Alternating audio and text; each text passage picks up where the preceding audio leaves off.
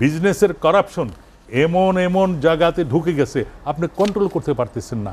Businessman কারা? রাজনীতিবিদরা দুর্নীতি করে টাকা ইনকাম করছে, তারা নাম দিয়ে দিছে বিজনেস। তারা যে মাছের চাষ করে, যেখানে পুকুরে পানি নাই সেই জায়গাতে মাছের চাষ করে তারা হাজার হাজার কোটি টাকার মালিক হয়ে যান, কেউ তদন্ত করতেও যাইতে পারে না। আপনি এস আলম গ্রুপের মতো তাদেরকে বলা হয় জুডিশিয়ালি সিস্টেমটা কত করাপশনে চলে গিয়েছিল, এখন তো আর ভয় করি না, তারা নাই।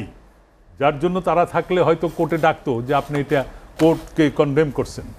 তো এরা এই সমস্ত বিচারপতিরা অর্ডার দেয় যে এইগুলি নিয়ে কোনো প্রশ্ন করা যাবে না।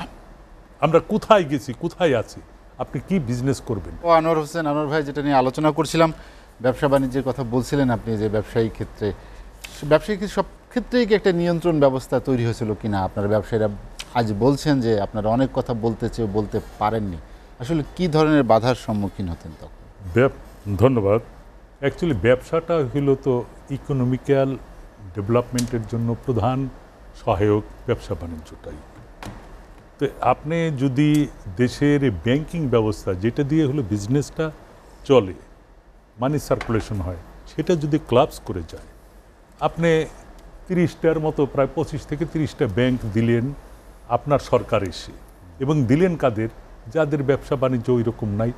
আবার দিলেন এরকমই ফ্যামিলি বিজনেস দিয়ে দিলেন ব্যাংকিং, যেখানে ছেলের নামে, মেয়ের নামে, ওয়াইফের নামে, মানে ভাই ব্রাদার যে কোনোভাবে অনেকের নামে সেইখানে ডাইরেক্টরশিপ থাকে, আর সেইখান থেকে যে কোনোভাবে আপনি তুলে নিয়ে গেলেন।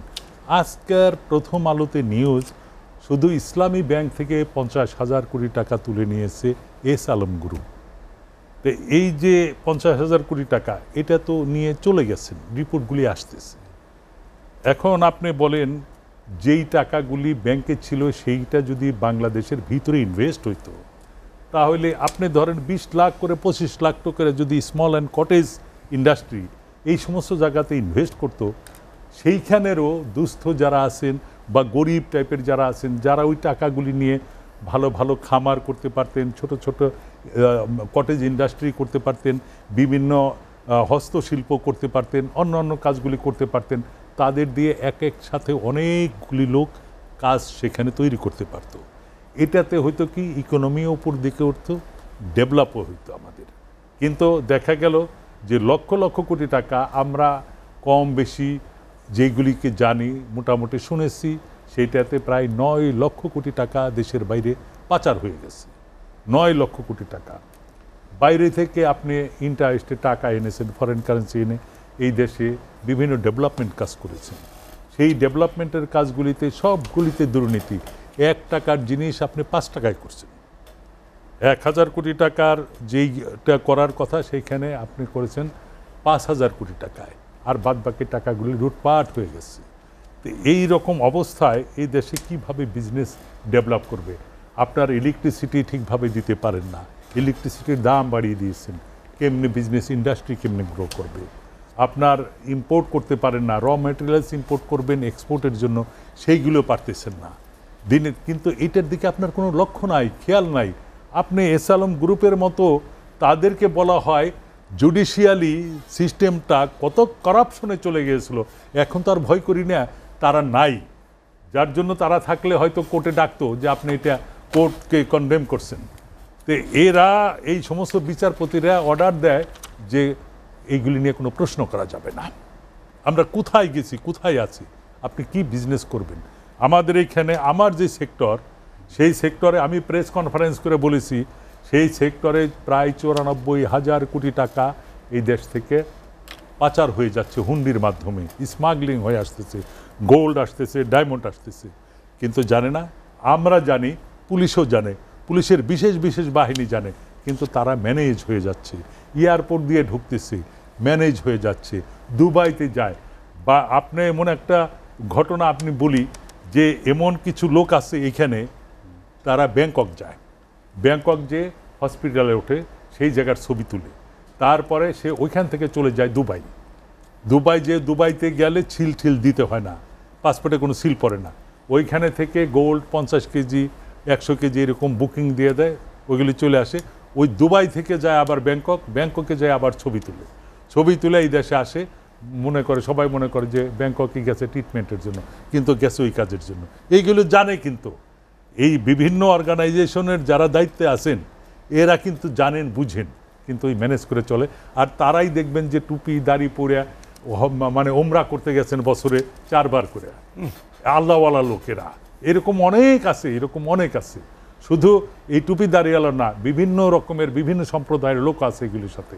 এখন এই যে যাচ্ছে, এইগুলি যারা কন্ট্রোল করবেন, যারা এগুলিকে বাধা দিবেন, তারাই যদি ম্যানেজ হয়ে যায়, ওই যে একটা পুরনো কথা আছে না, যে বেড়াই যদি ক্ষেত খায় তাহলে সেই বেড়ার তো কোনো অর্থ হয় না। এই রকমভাবে যারা এগুলি পাহারা দিবেন, যারা এগুলি মনিটরিং করবেন, সেইগুলিতে হয়ে যাচ্ছে।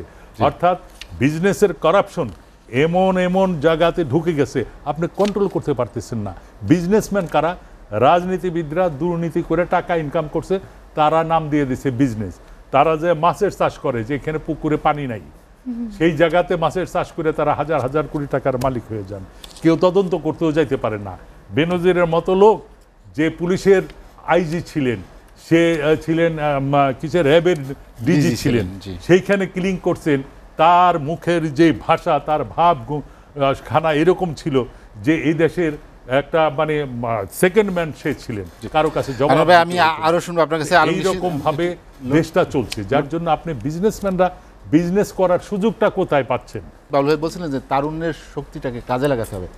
বাংলাদেশকে একটা ইতিবাচক জায়গায়, ইতিবাচক পরিবর্তনও প্রয়োজন আমাদের সমাজ পরিবর্তনের ক্ষেত্রে। আপনি কি মনে করেন? ধন্যবাদ। অ্যাকচুয়ালি তো ওই নতুনের কেতনরে কালবৈশাখীর জ্বর, তোরা সবে জয়ধ্বনি কর। তরুণদের ব্যাপারে এটা সবসময় বলা আছে। যেমন বলা হয়, চল চল চল ঊর্ধ্ব গগনে বাজে মাদলে, নিম্নে অতলা ধরণী তল, অরুণ পাতের তরুণ দল, চল রে চল। ওই তরুণদের কথা কাজী নজরুল ইসলাম 100 বছর আগে বলে গিয়েছে। আবার আরেক জায়গা তো বলেছে, আমরা গড়িব নতুন করিয়া ধুলাই তাজমহল ধুলা দিয়ে তৈরি করব, কিন্তু বানাইতে হবে তাজমহল। অর্থ হলো যে এই বাংলাদেশকে আমরা নতুন করে গড়তে চাই। সেই গড়ার জন্য সবচেয়ে পৃথিবীতে পরিবর্তনকারী হলো তরুণরা। আপনি দেখবেন পৃথিবীর যত বড় বড় আবিষ্কার হয়েছে 30 বছরের মধ্যেই আবিষ্কার হয়ে গেছে এই বয়সের ভিতরে। অর্থাৎ তার ব্রেন সব কিছুতেই একটা টকবগে ব্যাপার থাকে, এবং তাদের চিন্তা শক্তি অনেক বেশি থাকে, তাদের অপরাধ বোধ কম থাকে। যত বয়স বাড়তে থাকে তত ফাঁকি ঝুঁকি বাড়ে, অপরাধ প্রবণতা তাদের বেড়ে যায়। কখনো এই যে বড় বড় পণ্ডিত যাদেরকে বলা হয় যে এরা আতেল, মানে আমরা আতেল বলি দুষ্টামি করে, কিন্তু এদের দ্বারা যদি কখনো কোনো পরিবর্তন হইতো, এটা হয় না। এই যে আজকেও আমি কথাটা বলেছি বিসিসিআইয়ের এই মিটিংয়ে, যে চক্ষু কর্ণ দুইটি ডানায় ঢাকা, ঝিমায় যেন চিত্রপটে আঁকা, অন্ধকারের বদ্ধ করা খাঁচায়, আইরে জীবন্ত আইরে আমার কাঁচা। অর্থাৎ ওই পুরনো যারা, তারা চোখ কান ঢেকে থাকে, এরা নতুনগুলিকে সহ্য করতে পারে না, আগায় না। আর এই জন্য ডাকতেছে তরুণদের, কাঁচাদের, নবীনদেরকে ডাকতেছে।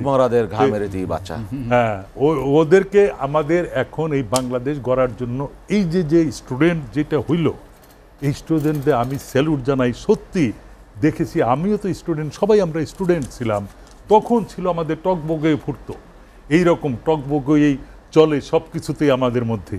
এই জিনিসটা কাজে যদি লাগাইতে পারে এই দেশের মানুষগুলিকে, যারা এই যে এখন যে গভর্নমেন্ট আছে, এই গভর্নমেন্ট যদি ঠিকভাবে চালাতে পারে, সবাইকে কাজে লাগাতে পারে, সুন্দর একটা সুশৃঙ্খল জাতিতে এগিয়ে নিয়ে যেতে পারে। ডিসিপ্লিন এখানে আনতে হবে, এছাড়া হবে না। দুর্নীতিকে ভাঙতে হবে, কমাইতে হবে, আনবে না। দুষ্টু রাজনীতি বন্ধ করতে হবে। সেইগুলি ইতিমধ্যে আমরা সিনড্রোমগুলি কিছু দেখছি, কিন্তু এইটা কঠিনভাবে আগাইতে হবে। কারো মুখের দিকে তাকিয়ে করা যাবে না, এটাই আমরা চাই। করতে চাই। আপনাকে অসংখ্য ধন্যবাদ।